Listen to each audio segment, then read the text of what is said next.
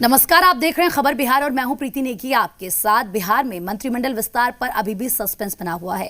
अब तक तस्वीर साफ नहीं हो पाई है। कयास ये लगाए जा रहे थे कि आज तस्वीर साफ हो जाएगी, लेकिन सीएम नीतीश कुमार ने इससे इनकार कर दिया। हालांकि सीएम नीतीश कुमार ने यह जरूर कहा कि कैबिनेट विस्तार जल्द होगा। सीएम ने एनडीए में किसी भी विवाद से इनकार किया और ऑल इज वेल बताया। आपको बता दें कि सीएम नीतीश कुमार मंत्रिमंडल विस्तार में देरी के लिए बीजेपी को जिम्मेदार ठहरा चुके हैं। सीएम के बयान से यह साफ झलक रहा है कि अभी भी तस्वीर पूरी तरह से साफ नहीं हो पाई है। तो देखिए, बड़ी खबर आपको बता रहे हैं। हालांकि एनडीए में ऑल इज वेल बार बार कहा जा रहा है और खुद सीएम नीतीश कुमार ने भी ये बात कही है। हालांकि कैबिनेट विस्तार पर सस्पेंस अभी भी बरकरार है, क्योंकि तस्वीर अभी तक साफ नहीं हो पाई है। तो सवाल है कि आखिर कब होगा नीतीश कैबिनेट का विस्तार, कौन सी वो तारीख होगी। आज नहीं होगा मंत्रिमंडल विस्तार, ये बात खुद सीएम नीतीश कुमार ने बताई। और ऐसे में ये उन्होंने कहा कि जल्द ही कैबिनेट विस्तार होगा, लेकिन कब होगा ये अभी नहीं पता है। होगा होना चाहिए, निकट भविष्य में नहीं, वो लोग बातचीत कर रहे हैं, हो जाएगा। आप तो जानते ही, हम तो शुरू से ही करते ही रहे, तो कभी कभी होता है, समय लगता है, लेकिन हो जाएगा। अब जो हमको लगता है जल्दी हो जाएगा, लेकिन अब कैसे कहेंगे 2 दिन में होगा कि 10 दिन में होगा, लेकिन होगा जल्दी।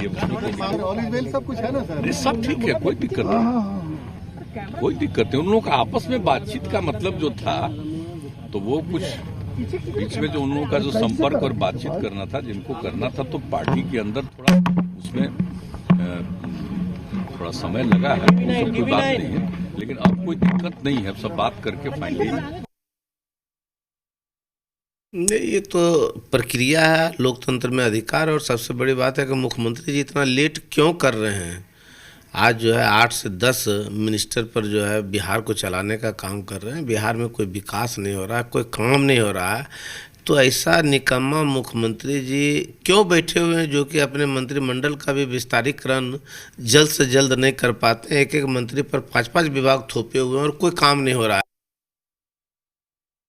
पहले ही से कह रहा हूं कि एनडीए में सब ठीक नहीं है। और दूसरी ओर बड़े भाई छोटे भाई की भूमिका की लड़ाई हो रही थी। बड़े भाई छोटे भाई तो छोड़ दीजिए, मुख्यमंत्री नीतीश कुमार जी भारतीय जनता पार्टी के गुलाम हो चुके हैं। जिस प्रकार से भारतीय जनता पार्टी इनको नचाती है, ये नचते हैं, वो कह देते हैं विस्तार कीजिए, तो कहते हैं जी सर करेंगे, कहते हैं विस्तार नहीं कीजिए, तो जी सर नहीं करेंगे। आप जो सवाल पूछ रहे हैं, निश्चित तौर पर 2.5 महीना आज विधानसभा गठन किए हुए हो गया। आज तक इतिहास नहीं रहा कि इतना दिन मंत्री मंडल का गठन नहीं हुआ हो। ये पहली बार ऐसा है। निश्चित तौर पर कहीं न कहीं भारतीय जनता पार्टी और जदयू में अंदर ही अंदर कुछ खिचड़ी पक रही होगी। मुख्यमंत्री जी ने अब सार्वजनिक मंच से यह वक्तव्य दे दिया है कि मंत्रिमंडल का जल्द ही विस्तार होगा। अभी तक उन्होंने ये बात नहीं कही थी। उन्होंने कहा था कि बीजेपी के तरफ से सहमति नहीं बन पाई है, गठबंधन की राजनीति हो रही है। मंडल विस्तार पर तो बिहार की लगभग 12 करोड़ जनता का ध्यान लगा हुआ है। और नीतीश कुमार जी ने पहले कुछ कहा कि भारतीय जनता पार्टी पहल करे, और अगर मुझे करना होता तो मैं कब का कर दिया होता। तो ये समझ में लोगों की आ गई कि नीतीश कुमार जी के हाथ में सब कुछ नहीं है। मुख्यमंत्री जी के नेतृत्व में भारतीय जनता पार्टी और जनता दल यू, वीआईपी और हिंदुस्तानी आवाम मोर्चा बिहार के विकास को तीव्र गति से चला रहे हैं। और बिहार के विकास के लिए जो प्रतिबद्धता है माननीय मुख्यमंत्री जी की और इस सरकार की, उस प्रतिबद्धता के तहत जब समय आएगा, उचित समय आएगा, निश्चित तौर पे विस्तार किया जाएगा।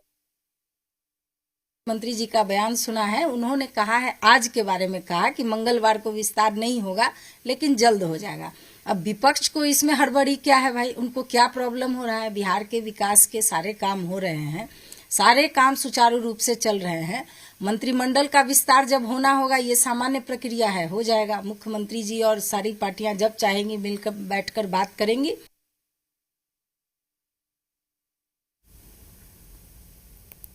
और चलिए ज्यादा बातचीत के लिए हमारे संवाददाता आशुतोष पटना से लाइव हमारे साथ जुड़ चुके हैं। आशुतोष, अगर एनडीए में ऑल इज वेल तो फिर इतना समय क्यों लग रहा है कैबिनेट विस्तार में? देखिए, स्वाभाविक तौर पर सवाल उठना लाजमी है और एक एक मंत्री के पास कई विभाग हैं और कह सकते हैं कि अगर मंत्रियों के पास ज़्यादा दबाव रहेगा तो बेहतर तरीके से काम नहीं हो सकता है, बेहतर तरीके से मॉनिटरिंग कामों की नहीं हो सकती है। तो ये सवाल उठने स्वाभाविक तौर पर ज़रूरी हैं। और जहाँ तक कैबिनेट विस्तार की बात है तो एक चीज़ तो स्पष्ट है ना कि बीजेपी की स्ट्रैटेजी जो है वो कहीं ना कहीं नीतीश कुमार के लिए भारी पड़ रही है। और आपने देखा होगा कि पिछले दिनों शाहनवाज हुसैन की भी एंट्री हो चुकी है बिहार की सियासत में। अब शाहनवाज हुसैन को क्या भूमिका देगी, ये भी एक सवाल है। उस सवाल का जवाब नहीं मिल पाया है। दूसरी बड़ी चीज़ है कि 12 एमएलसी का मनोनयन होना था राज्यपाल कोटे से, वो भी नहीं हो पाया है।